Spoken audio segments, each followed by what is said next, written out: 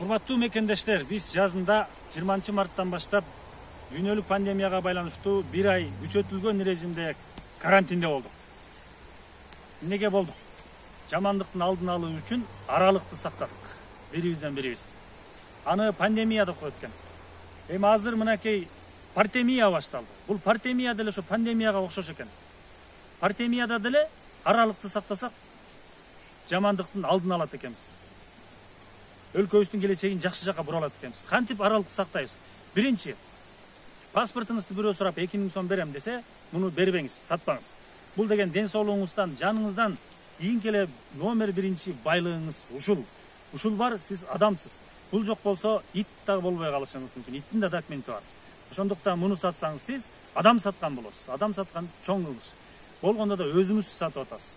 Ал эми экинчи, ала тоодо эт кылып, ала көлдөй чык кылып, оокат кылса, оокатка тамакка чакырса барбаңыз. Аралыкты сактаңыз. Ушунча этке, мынча аракка алданбаңыз. Аралыкты сактаңыз.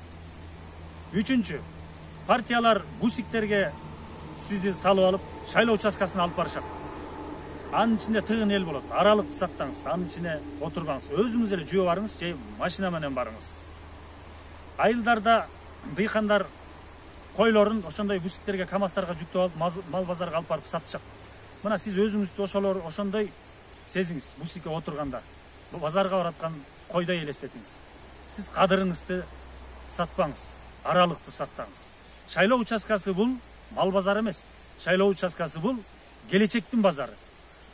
Өзүңүз ойлонуңуз, өзүңүз чечиңиз. Пандемия, партемия. Аралык сактаңыз.